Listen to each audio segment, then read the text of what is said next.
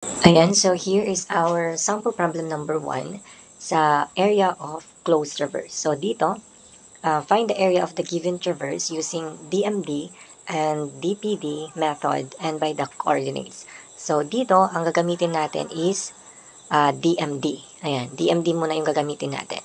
So dito, merong na-survey and then ito yung latitude and departure nila. So una na gagawin natin is i-check natin itong latitude and departure if balance sila. Or kapag sinum up natin sila is mag-equal siya sa 0. Yan. So pag nag-equals to sa 0, meaning balance yung survey natin. And kapag balance na yung survey natin, mag-proceed na tayo sa pagkuha ng DMD and then the double area. And then makuha natin yung area ng closed traverse natin. So dito, i-check muna natin yung latitude and departure if mag-equal siya sa 0.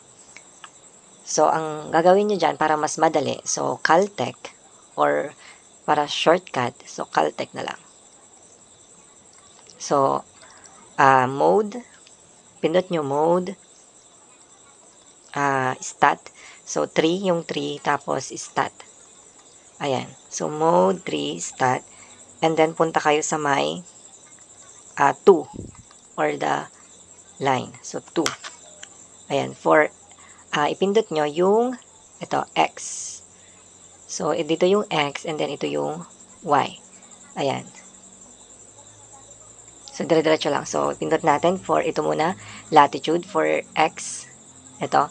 So, 34.53 and then equals negative 25.19 equals negative 68.64 equals 1.57 equals 57.73 equals. And next, ipindot natin itong departure for sa dito sa may Y. Ayan. So, una, 40.19 and then 27.62 negative 9.97 negative 29.54 and negative 28.30. Ayan. And pag napindot nyo na lahat, so ang next step dyan is CA. Pindot nyo yung CA. And then, apps. Ayan. And then, punta kayo sa may number 4. Yung S sum. Ayan. 4. And then, tingnan nyo yung 4x. 4x, ito, yung number 2 siya. Number 2. Yung summation ng x. So, yung summation ng x or summation ng latitude natin is equal to 0. Ayan, 0. And then, ito naman for y. So, ups ulit. Tayo sa ups. And then 4. And then, number 4 ito. Yung summation ng y. Ayan. And then, equal. So, 0. So, yung summation ng depth natin is equal sa 0. So, meaning, yung itong mga nakuha natin na ito latitude and departure, itong mga na-survey na data natin, meaning, balance na siya. So, pwede na tayong mag-proceed sa pagkuha ng DMD and double area para makuha na natin yung area ng closed traverse natin. So, by the way, yung gamit ko na calculator is the Canon F789 SGA. For ito yung mga commands na ginamit ko for dito mode 3 stat para mapalabas to. Ayan. So, next na tayo. So, meaning, yung summation ng latitude and summation ng departure, 0. So, hindi na tayo magbabalance pa. Ayan. Ayan. So, proceed na tayo sa pagkuha ng area ng closed traverse using DMD or the double meridian distances. So, ayan. So, una, kunin muna natin tong DMD. Ayan. So, dito sa DMD, di ba kanina, is yung sa departure, yung partner nito, DMD. So, yung first na course dito sa may departure is ilalagay natin dito sa may DMD. So, 40.19. Ayan. So, gamit tayo ng shortcut, gamit yung Caltech. So, mode stat. Kanina yung mode stat 3. Ayan, and then yung line. Yan, and then lalabas dyan yung X and then Y. So, ito yung X. So, yan, 40 So, yan. Kunin natin tong DMD ng course BC. So, di ba, ang biyahe natin ganito. So, yan, ganyan. And then, ganon. So, 40, ilagay muna natin to. So, ilagay nyo muna sa una, ito, 40.19 equals, and then sa pangalawa, ito na, 40.19 plus, ito, plus 40.19 plus, ito, 27.62. And then equals. So, that is 108. Ayan. And next, 108. Next tayo sa pangatlo. So, 108 plus 27.62 and then minus 9.97 equals 125.65. Ayan. And then, pang-apat. So, line DE. So, apat tayo. So, 125.65. Ayan.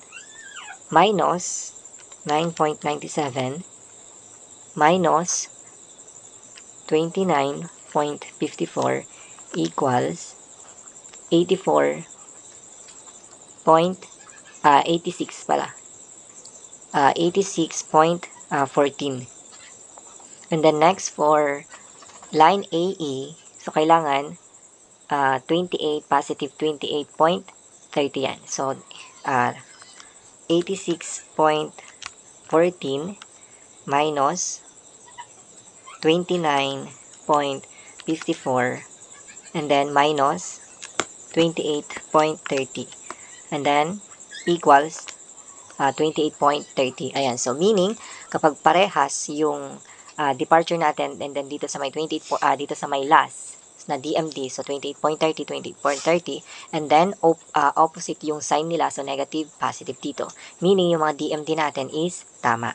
Ayan. So, dito, di ba, ito yung sa table. Ayan, dito yung X natin. And then, punta tayo sa may Y. Ayan, so, punta kayo sa may Y. And then, ipindot nyo itong, ito, for latitude. So, ipindot nyo yan. So, 34.53 equals negative 25.19 equals, and then negative 68.64 equals 1.57 equals, and 57.73 equals. So, ayan. Pag na-input nyo na lahat, so, di ba, ang double area ay equal lang siya sa DMD times yung adjusted latitude natin. Or DMD times latitude. So, since yung latitude naman natin is equal or balance naman, itong survey natin. So, DMD times the latitude, yun yung double area. So, para makuha yan, so, di ba, sa calc natin, so, pindot nyo, kung naipindot nyo na lahat to, ayan, so, CA, pindot nyo CA, and then apps, and then punta kayo sa may 4S sum, ayan. And then, hanapin nyo yung number 5, which is yung summation ng X and Y. So, yun yung DA natin. Ayan. So, 5 equals, so yung DA natin, so that is absolute value naman yan. So, pindot lang natin. So, ito yung summation ng DA is equal to, so that is negative 88.337. So, ilagay lang natin lahat. 3765. Ayan. So, yan yung double area natin. So, that is negative 8,188.3765. And then, di ba, purahin lang natin to. And then, para makuha natin yung area, di ba, yung area is equal lang siya sa 1/2 ng absolute value ng summation ng double area. So, isalpak natin, area is equal to 1/2 ng times ito, summation. So, that is 8,188.883765 equal. So, doon sa ano natin is, diba, summation ng x, ito, summation ng ito, xy. So, mag-times lang kayo. Times, times 1/2 or 0.5. So, times 0.5. So, makukuha nyo na yung area. So, yung area dyan is 4,094.188 meters squared. So, yan na yung area ng closed traverse natin. So, yan na yung sagot natin. So, dito, if kailangan sa table, ito, kailangan nang i-fill natin tong table. Yan. So, mode, stat ulit kayo, and then 1, mode stat 1, and then yung SD. Ayan.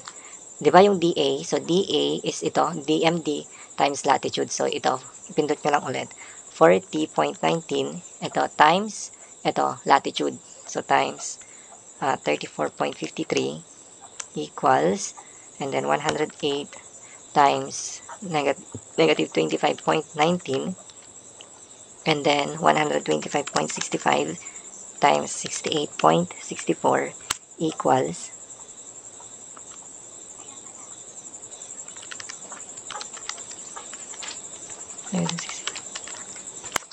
and then 86.14 times 1.57 equals, and then 28.30 times 57.73, and then equals, and then CA ups, and then 4, and then summation ng X, and then summation ng X, and kung naipindot nyo na lahat, so summation ng X, and then equal, so kapag napalabas nyo is negative 8188.3765. So, meaning, parehas lang.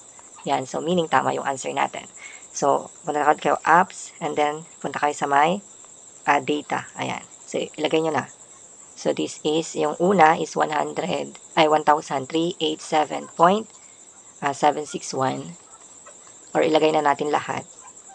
So, negative, ito negative 2720.52, and then ito negative 8,624.616, and then ito is 135.2398. Ayan, and then last is 1633.759. Ayan. So, ganon yung pagkuha ng area natin using Caltech or yung calculator natin. And kung gusto nyo naman, mano-mano, yan. So, pwede rin naman. Pero, in terms of time management during exam or quizzes, so, minsan 1 hour lang yung quiz eh. So, and then ang haba-haba pa ng mga i-add nyo. So, mas maganda na gamitin nyo yung Caltech natin for time management para mas mabilis. Ayan, yan yung pagkuha ng area natin sa closed traverse using DMD method. Ayan, so for the next video, yung TPD naman yung kukunin natin.